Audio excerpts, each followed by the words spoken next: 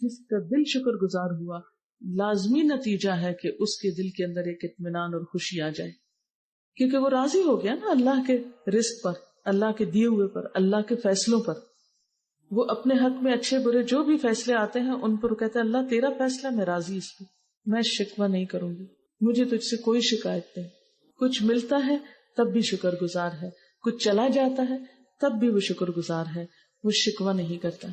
اور ایک دوسرا کردار کیا ہے کہ جس کو نعمتیں بھولی ہوتی ہیں، اس کو یاد ہی نہیں اس کے پاس کیا کچھ ہے، اور اگر کوئی ایک تکلیف آتی ہے یا ایک نعمت چلی جاتی ہے تو ساری نعمتیں بھول کر وہ اس ایک چیز کے پیچھے پڑ جاتا ہے اور ساری زندگی اللہ سے شکوہ کرتا رہتا ہے، تو نے میرے ساتھ یہ کیوں کیا. نتیجہ کیا ہوتا ہے؟ جتنا چاہے انسان جھگڑ لے پھر اللہ سے، حاصل تو کچھ نہیں ہو سکتا، فائدہ تو کچھ نہیں ہو سکتا. لہذا یہ جو ناشکرا پن ہے یہ بھی دراصل شیطان کی طرف سے، اور یہ اللہ کے حق میں بھی اور بندوں کے حق میں بھی. آپ دیکھیں کہ بندوں کے حق میں شکر گزاری کیا ہوتی ہے کہ جس کا آپ پر کچھ بھی احسان ہو آپ اس کی خیر خواہ رہیں، آپ اس کا بھلا چاہیں، آپ اس کی بھلائی کے لیے فکر کریں، آپ اس کا برا نہ چاہیں، اس کے ساتھ اچھی طرح پیش آئیں. لیکن عام طور پر ہمارا رویہ کیا ہے؟ مثلاً ہمارے پیرنٹس ہیں، انہوں نے زندگی میں ہمارے ساتھ بہت سے احسان کیے ہوتے ہیں، لیکن پھر انسان ہے نا بےچارے، وہ بھی کوئی فرشتے تو نہیں ہوتے، کہیں کوئی ان سے بھول ہو جاتی، کوئی کوتاہی ہو جاتی. خاص طور پر بوڑھے جب ہو جاتے ہیں حافظہ ہی کمزور ہو جاتا ہے، یاد ہی نہیں ہوتا کہ کس کو کیا دیا کیا لیا. کہ بچے اپنے ایک ایک حق دیکھ رہا ہوتا ہے، اچھا یہ فلاں بہن بھائی کے ساتھ یہ کیا تو ہمارے ساتھ کیوں نہیں کیا. چھوٹی چھوٹی باتوں میں پھر ان سے شکوے شروع کر دیتے ہیں. اللہ تعالیٰ نے قرآن پاک میں حکم دیا انشکر لی ولوالدی، میرے شکر گزار بنو اور اپنے ماں باپ کے شکر گزار بنو. بندوں میں سب سے بڑا شکر گزاری کا جذبہ جس کے لیے ہونا چاہیے وہ ہمارے ماں باپ ہیں، لیکن عام طور پر ہمیں کوئی نہ کوئی شکوہ، کوئی نہ کوئی ناراضگی ان سے چلی رہتی ہے، جس کے نتیجے میں ہم ان کے ساتھ احسان نہیں کر پاتے. حالانکہ قرآن پاک میں اللہ کا حکم ہے وَبِالْوَالِدَيْنِ إِحْسَانًا، اور والدین کے ساتھ احسان کرو. صرف اتنا ہی نہیں کہ اگر انہوں نے اچھا کیا تو تم بھی اچھا کر لو، وہ نہ بھی اچھا کریں تو تمہیں ان کے ساتھ اچھا کرنا ہوگا، احسان کرنا ہوگا.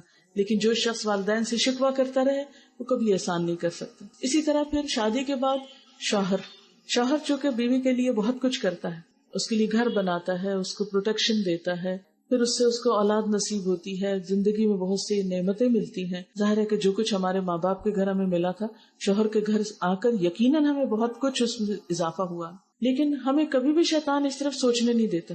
سسرال میں آ کر شوہر کے پاس آ کر ہمیں پیچھے ہی کی یاد دلاتا رہتا ہے تمہارے ساتھ تو ایسے لاڈ ہوتے تھے، تمہیں تو ماں باپ کے گھر ایسا ملتا تھا اور یہاں تو تمہیں یہ بھی نہیں ملا، یہ بھی نہیں. وہ باتیں ضرور گنواتا ہے جو ہمیں نہیں ملی ہوتی، لیکن وہ نہیں یاد دلاتا جو ہمیں ملا ہوتا ہے. شوہر کی طرف سے ملنے والی کوئی بھی خوشی ہم کو یاد نہیں رکھنے دیتا.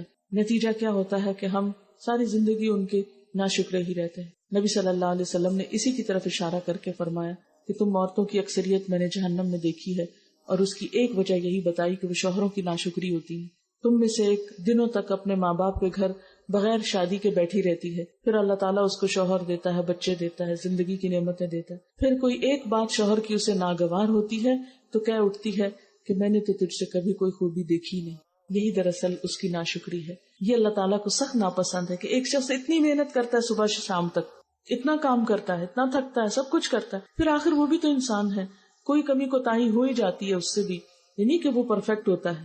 ناشکرا پن کیا ہے کہ کسی کے بڑی خیر خواہی اور نیکی کو بھول کر چھوٹی سی غلطی پکڑ لینا اور اس پر اس کو معاف نہ کرنا. اور جو انسان یہ رویہ رکھتا ہے، ایک نیگیٹو سوچ کا مالک ہوتا ہے، وہ کبھی کسی انسان سے بھی راضی نہیں ہو سکتا. یعنی کچھ لوگوں کو آپ نے دیکھا ہوگا وہ ان کے منہ پہ ہر وقت ہر ایک کے خلاف کوئی نہ کوئی شکایت رہتی ہے.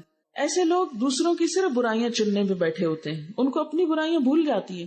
وہ ہر ایک میں کوئی نہ کوئی نقص نکال لیتے ہیں، ہر ایک میں کوئی نہ کوئی عیب، اور دوسروں کے عیب بیان کر کر کے وہ خوش ہوتے رہتے ہیں اور ہر ایک کو لیٹ ڈاؤن کرتے رہتے ہیں. یہ بھی تکبر کی ایک قسم ہوتی ہے کہ اپنے آپ ہی کو سب کچھ سمجھنا اور دوسرے کی کسی خوبی اور بھلائی کو تسلیم کر کے نہ دینا. تو یہ ایسے لوگ شیطان کے جال میں پوری طرح جکڑے ہوئے ہوتے ہیں، لیکن ان کو احساس ہی نہیں ہوتا کہ وہ کس مشکل کا شکار ہیں.